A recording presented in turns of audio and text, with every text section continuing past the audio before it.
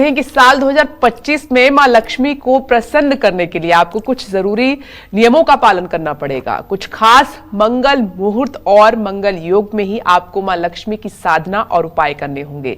तो चलिए सबसे पहले जानते हैं कि साल 2025 में किन तिथियों में आपको मां लक्ष्मी की पूजा उपासना करनी है।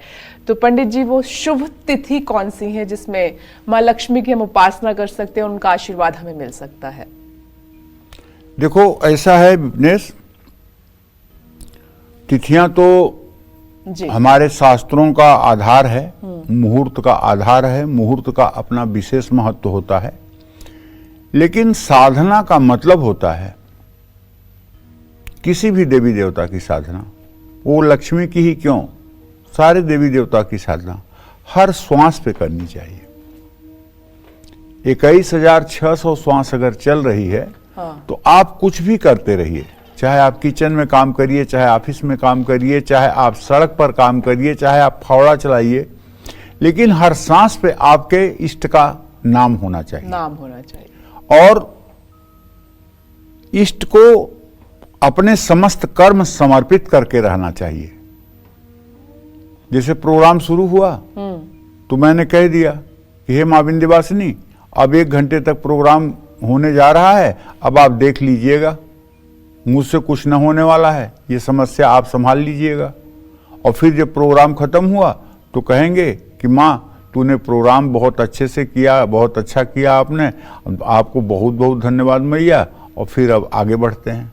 तो कहने का मतलब अपने हर कार्य को आप ईश्वर को समर्पित करके अगर जीवन जीना शुरू कर दें तो दुनिया की कोई ताकत नहीं है कि आप निराश और हताश हो। गुरु जी कहते हैं जी, परम पूज्यपाद प्रेमानंद जी महाराज, और ये बात मैं अपने सभी दर्शकों से कहना चाहता हूं विपनेश जी, जो बनना है वो सोचो, और जो सोचोगे वही बनोगे। एकदम ये पक्की बात है, इसमें जरा सा भी इफ वट नहीं है। मैं सहमत हूं। हाँ, जो बनना है वो सोचो, और जो सोचोगे वही बनोगे। अगर अपने को अंडर एस्टिमेट करके, अपने को कम करके आप हर समय सोचोगे और हर समय अपने लिए नकारात्मक ताना बाना बुनोगे तो चाहे जितना दैव सहयोग करे लेकिन खुशी नहीं आ सकती। और अगर अपने को लेकर के एक सकारात्मक माहौल अपने मन में रखेंगे तो निश्चित है कि कुछ परेशानियों के बावजूद ही सही, लेकिन सफलता आपके कदम में रहेगी। बिल्कुल सही। इसलिए मैं अपने सभी दर्शकों से कहता हूं कि देखो, जीवन का चिंतन बदलो, जीवन का चिंतन बदलो। किसी भगवान को पाने के लिए, किसी ईश्वर की सिद्धि प्राप्त करने के लिए न तो देश बदलने की जरूरत है, न तो वेश बदलने की जरूरत है कि मैं चला जाऊं वृंदावन, मैं चला जाऊं काशी, मैं चला जाऊं ऋषिकेश, मैं रख लूं दाढ़ी, मैं पहन लूं पीला कपड़ा। अरे इससे भगवान नहीं मिलेंगे। भगवान मिलेंगे उद्देश्य से बदलने से। उद्देश्य से आपको ये कि प्रभु प्राप्ति करनी है। हर समय मन में एक बात चलाइए कि प्रभु की प्राप्ति करनी है, प्रभु की प्राप्ति करनी है। अब अपने आप प्रभु की प्राप्ति कैसे होगी उसका रास्ता प्रकृति आपको बताएगी। तो न भेष बदलिए, न देश बदलिए, केवल अपना उद्देश्य बदलिए। इसी तरह से हमें दरिद्रता का दहन करना है जी। हमें दरिद्रता का दहन करना है और गरीबी को पटक पटक के मार के उसके सारे दांत तोड़ देना है। क्योंकि ये गरीबी जो है ये इतनी बड़ी डायन है कि अगर एक बार इसको पटक के बेहोश कर दोगे तो फिर 2 घंटे बाद उठ के खड़ी हो जाएगी, फिर लड़ने के लिए तैयार हो जाएगी। इसके लिए हर समय जागरूक रहने की जरूरत रहती है। और होता क्या है कि जरा सा आदमी जब सफलता की सीढ़ियों पर चढ़ता है तो वो सोचता है कि अरे वाह, मुझसे बड़ा कौन, अब तो सर्वस्व मैं ही हूं। और इस ओवर कॉन्फिडेंस में फिर वो जब आके लड़ती है तो चकनाचूर कर देती है।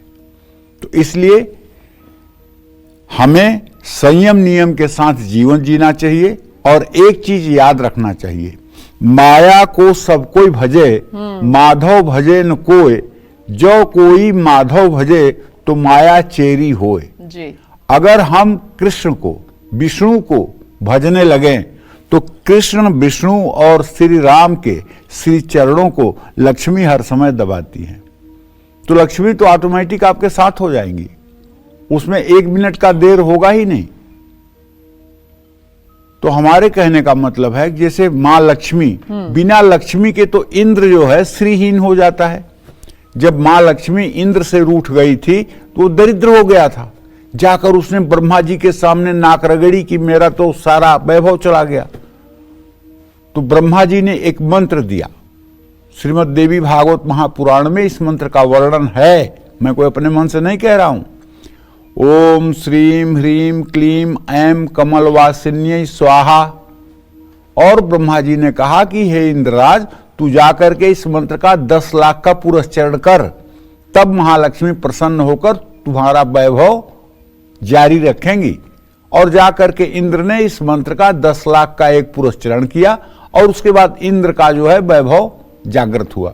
अगर आज के इस कलिकाल में भी मैं गारंटी के साथ कहता हूं कि कोई भी आदमी, कोई भी स्त्री पुरुष संयम नियम से रह करके अगर इस मंत्र का 10 लाख का पुरस्चरण कर ले, 10 लाख इस मंत्र का जप कर ले, तो उसके दोनों हाथ बांध दो, दोनों पैर बांध दो। इसके बाद भी अगर उसके पास किसी चीज का जिंदगी में अभाव हो तो बताइएगा।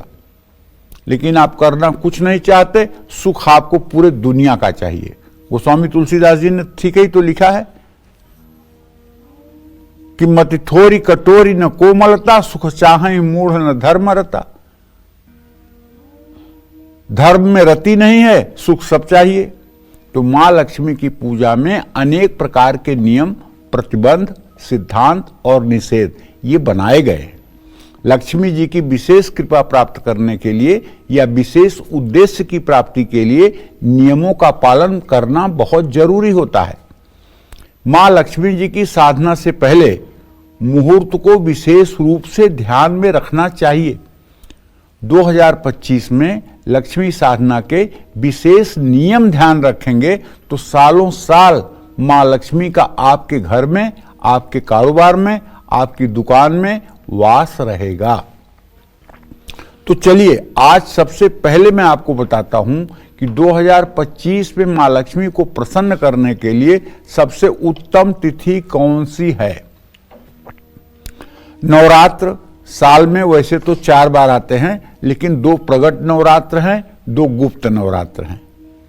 यहां हम प्रगट नवरात्र की बात कर रहे हैं, शारदीय नवरात्र और वासंतिक नवरात्र। शारदीय नवरात्र आश्विन के महीने में होता है और वासंतिक नवरात्र चैत्र के महीने में होता है।